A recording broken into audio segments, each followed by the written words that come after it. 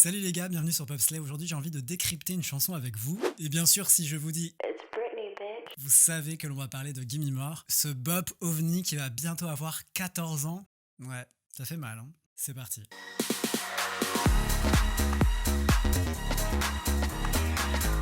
Alors avant de débuter cette vidéo, je voulais tous vous remercier pour le soutien sur le lancement de Popslay, ça m'a fait trop plaisir. Donc si jamais vous êtes nouveau sur Popslay, je vous souhaite la bienvenue. C'est une chaîne où on va décrypter les plus grands classiques de la pop musique et des artistes qui font son histoire. Je m'appelle Guillaume et pendant quelques années, j'ai travaillé au service d'artistes français et internationaux et aussi au service de labels à Paris. Et donc chaque semaine, vous retrouverez une vidéo sur l'un des thèmes suivants.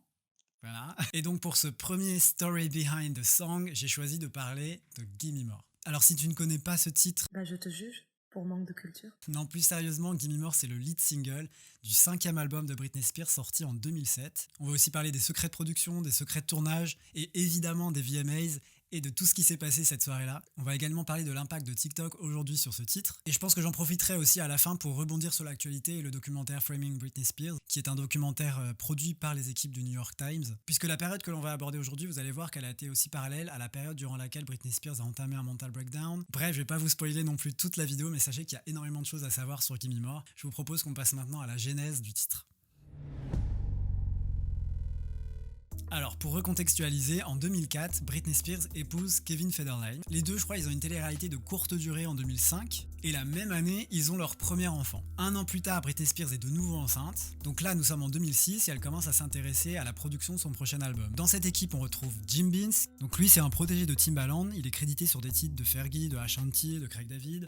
Bref, vous avez aussi Kerry Hilson, une artiste solo qui a débuté très tôt. En fait, elle a à peine 20 ans qu'elle écrit déjà pour les plus grands, pour Ne-Yo, pour Mary J. Blige, pour Usher, pour Toni Braxton. Et si vous voulez, Timbaland la repère très rapidement. Il la signe sur son label et d'ailleurs les deux vont avoir un énorme succès mondial avec The Way I Are. Je sais pas l'accent. Je sais pas si vous vous rappelez, mais c'est sorti en 2007, je crois. Ensuite, vous avez Denja qui lui aussi est associé à Timbaland, puisque les deux ont produit Sexy Back, qui n'est autre que le lead single de Future Sex Love Sound, l'album de Justin Timberlake sorti en 2006. Et donc Denja il commence à travailler avec Britney Spears en juillet 2006 et c'était un track très important pour lui parce que finalement c'était une de ses premières productions solo et de travailler sur le prochain album de Britney Spears c'est assez dingue. Quant à Kerry Hilson, elle s'occupe plutôt de la partie vocale et écriture. Et ce qui est ouf, c'est qu'elle expliquait à Rolling Stone qu'avant que Britney Spears arrive en studio, elle essayait d'avoir le maximum de chansons de prêtes parce que Britney Spears aimait bien enregistrer d'une seule traite. Et c'est aussi pour ça que Kerry Hilson va appeler Britney Spears One Take Jake. C'est un surnom qu'elle va lui donner durant les sessions studio de Blackout. Elle dira aussi que c'est dû au fait que Britney Spears n'aimait pas trop rester longtemps debout en studio. Et donc nous sommes en 2006, Britney Spears commence à enregistrer la chanson à Las Vegas. Elle est enceinte de son deuxième enfant, du coup on comprend pourquoi elle aimait pas trop rester debout. Et finalement l'enregistrement il a repris 3 semaines plus tard en Californie à Los Angeles dans la maison de Britney Spears, seulement 3 semaines après qu'elle ait accouché. Donc c'est une bosseuse. Donc maintenant si vous voulez bien passons à la production du titre parce qu'il y a pas mal de choses intéressantes à dire. Un truc que j'adore faire, je sais pas si vous le faites ou si vous trouvez ça chelou, mais en tout cas j'aime bien prendre un titre que je connais et écouter dans un premier temps l'instrumental, mais aussi tous les stems qui composent l'instrumental. Donc ce sont des vidéos que vous pouvez trouver sur YouTube qui durent généralement 1 heure, et donc vous avez tous les sons qui composent l'instrumental de manière isolée, et donc vous pouvez écouter chaque son qui compose le squelette de cet instrumental. Je sais pas si c'était très clair, je vous invite à regarder, mais c'est assez ouf parce qu'il y a vraiment des sons qui sont un peu cachés et qu'on découvre, et ouais, je trouve ça fou. Enfin bref, ça vous intéresse peut-être pas. En tout cas, moi, je trouve ça dingue. Et du coup, j'ai écouté les stems de Gimme More. Et je trouve qu'il y a pas mal de sons un peu intrigants, un peu mystérieux. Et je trouve que c'est vraiment des sons qui sont vraiment différents de ce qu'avait pu proposer Britney Spears avant de sortir ce titre. Et je trouve que dès les premières secondes, vous entendez vraiment quelque chose d'assez dark avec ses basses prédominantes. Et après, ouais, vous avez ce son de guitare, enfin j'imagine que c'est une guitare, un son qui est vraiment très efficace, très addictif. Et la voix, on sent qu'elle est pleine de réverbération et je trouve que ça donne vraiment un côté sulfureux au titre. Et je trouve aussi que cette manière de chanter, ce traitement en tout cas de la voix de Britney Spears, me fait penser aussi à un autre de ses titres, donc qui s'appelle Slave for You, Esclave de toi, qui est aussi un titre très catholique de sa discographie. Et donc tout autour de cette instrumentale un peu hypnotisante vient la partie vocale de Britney Spears. Et elle commence fort, vous le savez, puisque dès les premières secondes, elle te sort les 3-4 mots les plus légendaires de sa carrière, It's Britney Bitch, et justement, il faut qu'on en parle. C'est devenu la catchphrase la plus iconique de Britney Spears. C'est-à-dire que cette phrase elle est devenue synonyme du titre, mais elle est aussi devenue synonyme de Britney Spears. Et c'est tellement resté au fil de sa carrière que maintenant il se passe ça en concert. Who is it?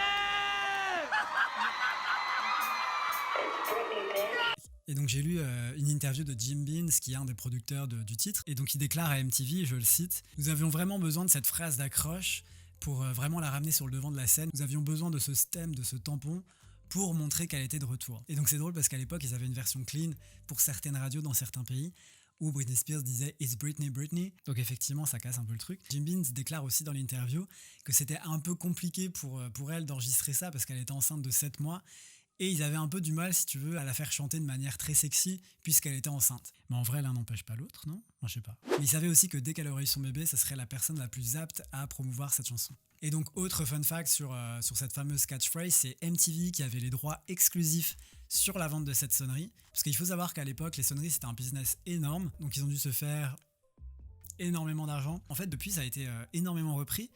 D'abord par les fans, certes, mais aussi par exemple par Madonna lors de sa tournée Sticky and Sweet Tour. Lorsqu'elle chante Human Nature.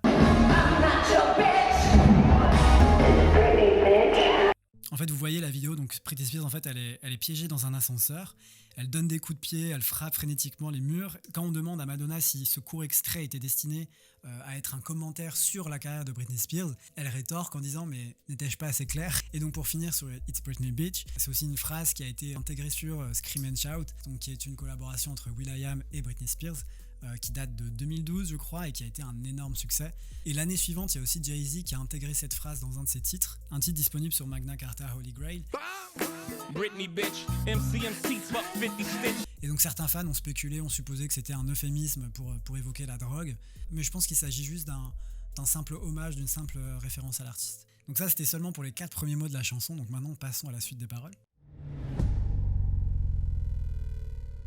Du coup, je vous propose qu'on reprenne les paroles ensemble. Nous pouvons nous éclater comme s'il n'y avait personne autour. Continuons de bouger, continuons de bouger. Du coup, la première signification la plus évidente, je suis d'accord avec vous, c'est que Britney Spears a envie de bouger, elle a envie de danser, elle a envie de s'éclater en boîte. Et j'ai envie de dire que c'est un peu tout ce qu'on aimerait faire en ce moment. Et plus tard, elle dit, donc les caméras nous flashent pendant que nous dansons un. Ils regardent toujours, continuez de regarder, je me sens comme si la foule disait « donne-moi en plus ». Alors si on donne un peu plus de relief, vous connaissez Britney Spears, elle est surmédiatisée depuis sa plus tendre enfance, et je pense justement qu'elle parle de l'obsession des médias par rapport à elle. Je pense qu'elle a l'impression que les médias lui demandent constamment d'en donner plus, enfin elle le répète quand même, je dirais même elle insiste 84 fois dans la chanson, oui j'ai compté, je dis ça de manière un peu légère, mais en vrai ça a été vécu de manière très difficile pour elle. Elle dit que ça a été source d'angoisse, qu'elle avait peur des paparazzi. What do you think it'll take to get the paparazzi to leave you alone? I don't know. I don't know. Is that one of your biggest wishes? Yeah. I would like for them to leave me alone. Donc ouais, c'est peut-être un moyen aussi de mettre en lumière cet acharnement médiatique. Et à un moment, elle dit plus tard dans les paroles, « Le centre de l'attention, même quand nous sommes contre le mur, tu m'as mis dans une position absurde. » Donc à ce moment-là, je pense que Britney Spears, elle parle à quel point les médias peuvent être cruels. C'est-à-dire que peu importe si vous êtes contre le mur ou si vous êtes dans une situation peu avantageuse, à cette période, les médias, tout ce qu'ils veulent, c'est une histoire bien crue pour justement revendre ses photos et faire un maximum de bénéfices derrière. C'est-à-dire que Britney Spears, c'était devenu un peu une cash-cow qu'on suivait, qu'on traquait, et le respect était totalement mort, enterré. Enfin, je crois même qu'il n'avait jamais existé. C'est-à-dire que les paparazzis se battaient devant elle. Du coup, elle a développé des angoisses et certaines peurs. Bon, là, je m'embarque de ouf parce qu'en vrai, ça m'énerve. Et il faut vraiment que vous regardiez ce documentaire Framing Britney Spears. J'y reviendrai plus tard. Mais ça traite justement exactement de cette période. Et ça met aussi en exergue la part de responsabilité des médias, des critiques dans la descente aux enfers de Britney Spears. Donc ouais, je dirais que Gimme More prétend traiter de l'exhibitionnisme. Mais ce refrain obsédant et insistant gimme, gimme, gimme, je pense que ça semble plutôt se référer aux médias et à la critique insatiable à cette période. Et bref, c'est ça aussi qui, plus largement, est fascinant à travers cet album Blackout, c'est que à cette période, elle écrit avec les meilleurs producteurs du secteur, à qui on a dit explicitement qu'il fallait pas écrire sur les problèmes de Britney Spears, et pourtant aucun de ses albums ne semble mieux correspondre à son état personnel au moment de l'enregistrement. C'est ça qui est dingue. Et bref, il y a aussi l'outro qui est particulière, la fin du titre, qui est chantée non pas par Britney Spears, mais par Denja, qui est le producteur du titre. Je sais pas si vous vous souvenez, mais on entend. The legendary Miss Britney Spears and the unstoppable Danger. Je pense que c'est un moyen aussi pour Denja de vraiment marquer sa production. Et j'ai vu qu'il le disait d'ailleurs dans une interview qu'il a donnée à Rhapsody. Il dit, je le cite, « J'avais besoin de revendiquer mon travail ». C'est-à-dire qu'à l'époque, il était très associé à Timbaland. Et je pense qu'il avait besoin vraiment de stamper son nom quelque part sur un track très efficace et très commercial pour montrer au monde ce dont il était capable et aussi un peu de se détacher de Timbaland et juste être Denja et non pas Denja le mec qui collabore avec Timbaland. Donc bien joué Denja. Alors maintenant j'aimerais bien qu'on s'intéresse aux performances commerciales du titre. Quels ont été les moyens mis en place pour promouvoir la sortie du single et quelles ont été les répercussions en termes de vente? C'est ce qu'on va voir. Donc déjà pour l'artiste, je pense que ça devait être une période vraiment très délicate, très difficile à vivre. Elle demande le divorce, elle réussit quand même à enregistrer Blackout, mais voilà, elle est clairement en train d'entamer une période assez sombre de sa vie, avec la critique, avec ces images qui font le tour du monde. Et en fait, c'est un peu au milieu de toutes ces luttes personnelles, de tous ces tollés médiatiques, que sort Gimme More. Donc vous imaginez le délire. Et franchement, on comprend, Britney Spears n'était pas en état de le promouvoir. Et c'est vrai qu'à la sortie, la critique est un peu froide, un peu mitigée, c'est-à-dire qu'à l'époque, on est habitué à des sons plus pop, R&B. Et ouais, la critique très mitigée, mais finalement, le titre, il a quand même réussi à faire un top 3 aux États-Unis, au Billboard Hot 100, donc qui est le classement de référence aux États-Unis. Donc vous voyez sur ce graphique, le titre, il est monté très rapidement, et finalement, il est descendu assez vite, mais il se sera quand même stabilisé en termes de vente. Et au final, à cette période, c'est la deuxième meilleure entrée de Britney Spears pour un single, c'est-à-dire qu'elle avait jamais fait mieux en termes de classement aux États-Unis depuis Baby One More Time. Et c'est ça qui est ouf, c'est que entre-temps, on a eu Toxic, on a eu Stronger, et je trouve ça assez étrange aux États-Unis en tout cas que ces titres ne soient jamais allés aussi haut, et pourtant ils étaient et ils sont encore très populaires. Donc c'est assez ouf. Et pour aller plus dans le détail sur Gimme More en termes de vente, si on va sur le site de la Recording Industry Association of America, on voit que le titre a été certifié platine, donc ce qui équivaut à 1 million d'exemplaires. Seulement si je peux me permettre, déjà en 2016, Billboard publiait un article où il dit que Gimme More s'était vendu à 1,84 million d'exemplaires, ce qui donnerait une certification double platine. Donc je pense qu'il aurait besoin d'être updaté, donc c'était en 2016, donc depuis je pense que le titre a largement dépassé ce score. D'autant plus qu'il y a un regain d'intérêt autour de ce titre grâce à TikTok, mais ça on va y revenir plus tard. Donc en termes de vente, on ne peut pas dire que ce soit un échec commercial, au contraire, c'est un succès. Et pour finir sur le classement, le titre il a aussi atteint le sommet des classements au Canada et le top 5 de 14 pays, dont la France. Donc certes, peu d'investissement de la part de l'artiste, mais finalement des bonnes performances commerciales et un clip. Le clip, faut qu'on en parle, je pense. Il est sorti le 5 octobre en première mondiale sur l'iTunes Store en 2007 et ça nous rajeunit pas du tout. Et à vrai dire, dans ce clip, il se passe pas grand-chose. Je sais pas si vous l'avez en tête, d'ailleurs on se parlait plutôt des deux significations que pouvait avoir le titre. Dans ce clip en tout cas il est évident que c'est le côté sulfureux qui est traité. Bref, je sais pas si vous vous souvenez mais la vidéo elle débute avec Britney Spears qui est de dos avec ses cops, elle boit des coups, c'est génial. Soudain il y a une Britney Spears brune, donc un alter ego qui apparaît. Donc elle est vêtue d'une veste en cuir, d'une ceinture cloutée, des barésies iconiques. Elle commence à danser avec cette fameuse barre de pole dance. C'est d'ailleurs pour ça aussi que ce titre est devenu très populaire dans les clubs de striptease. Et donc voilà, c'est à peu près tout ce qui se passe en fait. Mais l'histoire du tournage est intéressante. C'est-à-dire que le clip il a été tourné sur 2 jours dans une warehouse à Los Angeles en 2007 et c'est Jake Sarfati qui s'occupe de la direction du clip. Le mec il a été choisi par Britney Spears. C'est aussi une des premières fois je crois que Britney Spears était aussi impliquée dans la réalisation d'un clip. Le problème dans l'histoire c'est que le jour du tournage Britney Spears elle ne veut pas suivre le script qui avait pourtant été validé en amont. Il y a d'ailleurs beaucoup de rumeurs qui tournent sur internet qui disent que Britney Spears en fait devait sortir d'un enterrement, d'une cérémonie et qu'elle se dirigeait vers un club de striptease pour danser avec ses copines. Pourquoi pas, hein, franchement, on a vu pire, non? C'est aussi pour ça d'ailleurs que sur YouTube, je sais pas si vous avez capté qu'on a des Britney Spears Gimme More funeral version. Et c'est vrai que dans certains médias, certains ont évoqué un sabotage de la part de l'artiste lors du jour du tournage. Et si vous voulez, il y a sa make-up artiste qui avait un peu atténué ses propos dans les médias. Donc c'était plus finalement une question de contexte, c'est-à-dire qu'à cette période, Britney Spears, elle venait de se raser le crâne et elle était très épuisée mentalement et tout ce qu'ils ont pu en sortir ce jour-là, c'était certes l'artiste qui danse avec une barre de pole dance, mais elle dit aussi que voilà, c'est aussi une performance honnête sur ce qu'elle voulait à l'instant T. Et encore une fois, elle a quand même réussi à tourner un clip pour promouvoir cette chanson. Je vous rappelle qu'il y a toujours des clips qu'on aimerait voir et qu'on n'a jamais vus. Et voilà, je trouve pas non plus que le clip soit désastreux, c'est-à-dire il colle à la chanson et il a tellement été critiqué qu'il en est devenu iconique à sa manière. Et pour finir sur le clip, il y a la Director's Cut qui a leaké en 2011 où on voit Britney Spears qui marche dans la rue. Je vous mettrai le lien en description si vous ne l'avez pas vu. Rien d'hyper mémorable, c'est-à-dire qu'on a juste des scènes additionnelles où Britney Spears marche dans la rue et il me semble que les scènes où elle est blonde ont été coupées. Et donc un autre événement qui a soutenu la promotion de ce titre, c'est évidemment la performance la plus controversée des VMAs, si ce n'est la plus controversée de l'histoire de la pop culture. Et j'aime beaucoup justement l'histoire derrière cette performance et c'est pour ça que j'ai décidé de vous la raconter. Parce que voilà, je pense qu'il est impossible de parler de ce titre sans parler de cette performance. Donc je vous recontextualise, Britney Spears s'apprêtait à sortir Gimme More et c'est MTV qui a eu l'idée pour son retour de lui proposer d'ouvrir la cérémonie en 2007. Donc c'est des propos qui ont été confirmés par The New York Times. Donc le label de Britney Spears était contre cette idée et on peut comprendre parce qu'on sait que l'artiste n'était pas en état de performer ce soir-là. Seulement MTV, voilà, ils ont décidé que c'était le bon moment de ramener Britney Spears sur le devant de la scène. Je pense qu'ils devaient aussi se dire que ça allait ramener pas mal de vues et pas mal d'intérêt de la part du grand public. Seulement le problème dans l'histoire, c'est que Britney Spears, elle ignore la réticence du label et elle fonce et elle valide cette proposition. Et donc si vous voulez, à l'époque, il y a des tas de rumeurs qui tournent autour de cette performance parce que c'est pas encore confirmé officiellement de la part de MTV ni de la part de l'artiste. Et donc beaucoup spéculent par rapport aux photos qu'on voit dans la presse. Certains iront même jusqu'à dire qu'une performance avec son ex Justin Timberlake est prévue. D'autres disent qu'elle va faire une sorte d'hommage à sa carrière. Et finalement, les répétitions pour cette performance ont été beaucoup retardées. Et je dirais même que les derniers jours ont été cruciaux parce que si vous voulez, le jour des répétitions, Britney Spears arrive avec 4 heures de retard. Donc énormément de pression, peu de répondants de la part de l'artiste. On apprendra qu'elle rejoint son hôtel à 6 heures du matin, soit 12 heures avant la cérémonie. Du coup, toute l'après-midi, Britney Spears, elle dort. Et la pression monte et son équipe s'inquiète. Mais elle arrivera tout de même sur place à la cérémonie. Sauf que ce qu'on ne sait pas, c'est qu'en backstage, il se passe 1000 trucs, 1000 dramas. C'est-à-dire qu'elle s'engueule avec son hairstylist, elle va lui dire de dégager. C'est d'ailleurs le hairstylist de Nelly Furtado à l'époque qui vient à son secours. Je suis trop content d'avoir calé Nelly Furtado parce que je l'adore. Mais finalement, c'est la décision suivante qui va la kill auprès des médias et auprès des critiques. C'est à propos de son outfit, c'est-à-dire que de base, elle était censée porter un corset, mais finalement, au dernier moment, Britney Spears privilégie cette tenue que vous connaissez tous. Et là, la prestation commence.